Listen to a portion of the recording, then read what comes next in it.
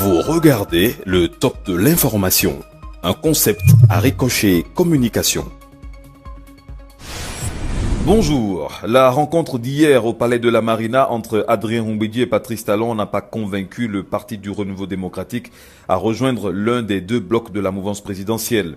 Le Béninois libéré a suivi les échanges qui se sont déroulés dans un climat de paix et de cohésion, mais à l'issue desquels le Parti du Renouveau Démocratique confirme qu'il ira bel et bien seul aux élections législatives de l'année prochaine.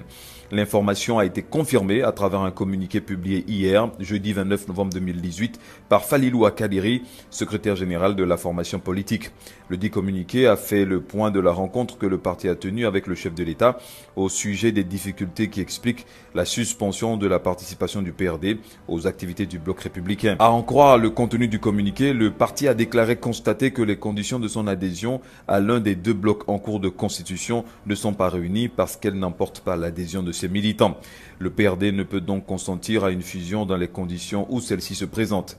Le parti poursuivra inlassablement le travail de sensibilisation des populations préalable à leur adhésion pour sa réalisation progressive. Le Parti du Renouveau Démocratique s'accroche et ne manque pas de susciter des inquiétudes au sein d'une certaine opinion publique qui n'en peut plus de supporter ce que l'éditorialiste Paul Amoussou de La Nation qualifie d'un yo-yo dans le positionnement exact du PRD plutôt surprenant. Maître Adrien Humbedji ne devrait d'ailleurs pas dormir sur ses lauriers. Une forte délégation du gouvernement était dans la 19e circonscription électorale sur l'axe routier reliant les localités de Ouadon, Adiara, Médé-Djonou et Porto Novo. Le Matin rapporte que sur instruction du président de la République, les ministres des Transports et de la fonction publique sont allés sur le terrain évaluer l'état défectueux de la route afin de pouvoir entreprendre dans les meilleurs délais les travaux qui soulageront les populations éprouvées par l'état de dégradation avancée de cet axe routier. Le PRD hésite, pendant que plusieurs autres formations politiques proches du chef de l'État assisteront demain à la mise sous les fonds baptismaux du bloc progressiste. Dynamique Info parle d'une grande mobilisation des militants venus des quatre coins du pays pour réaffirmer leur engagement à soutenir les actions du chantre du nouveau départ, Patrice Talon. Matin Libre poursuit son enquête dans chacune de nos circonscriptions électorales. Dans la 8e circonscription électorale, l'ancien président Boni Yayi serait à couteau tiré avec le ministre Abdoulaye Biotchane. En résumé, à la une de La Nation, la fructueuse coopération bénino-belge.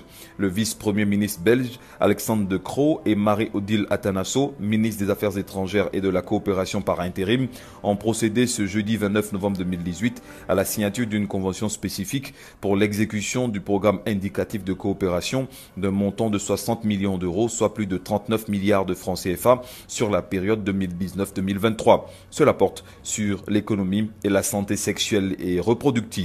Le matinal a suivi la deuxième session des échanges entre les membres du gouvernement et les internautes. Ask-Gouv Bénin 2 a reçu Gaston Dossoui, ministre de l'Agriculture, de l'Élevage et de la Pêche. De son exposé, on retient que le gouvernement du président Patrice Talon fait vraiment de l'agriculture une priorité.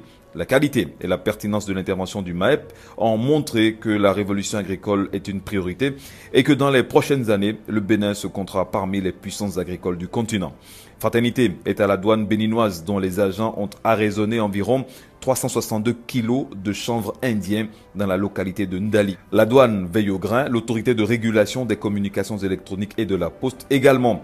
L'économiste dit qu'il existe désormais au Bénin une limite dans laquelle tout opérateur GSM doit s'inscrire en matière de tarification de ses services.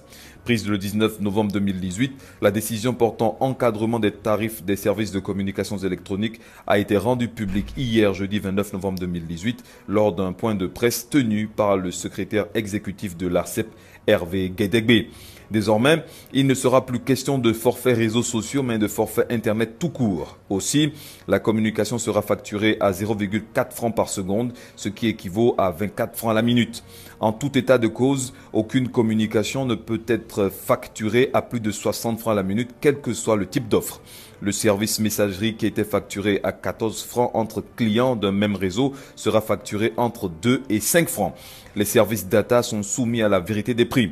Le consommateur qui active un forfait de 500 mots par exemple dispose au moins de 48 heures de validité. Les petits forfaits de 100, 200 et 300 mots auront toujours un délai de 24 heures. L'autre innovation, c'est la vérité des prix sur les bonus qui ne répondent à rien, si ce n'est pour les opérateurs GSM un moyen d'appâter les clients. Ils disparaîtront d'eux-mêmes lorsqu'en cas de contrôle, l'ARCEP se rendra compte qu'ils ne correspondent pas au tarif de la décision 2018-266.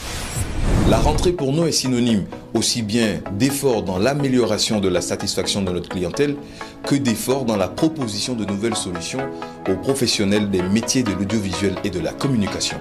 Et c'est bien pour cela qu'est née, à Ricochet, la prod.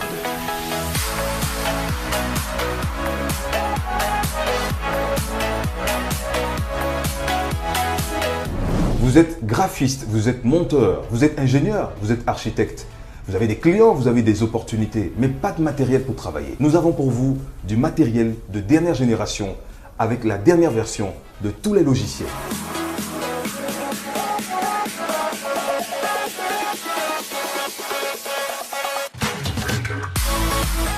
Nous sommes à Cotonou, au quartier Sikekoji, en face de l'ex-Papagalo.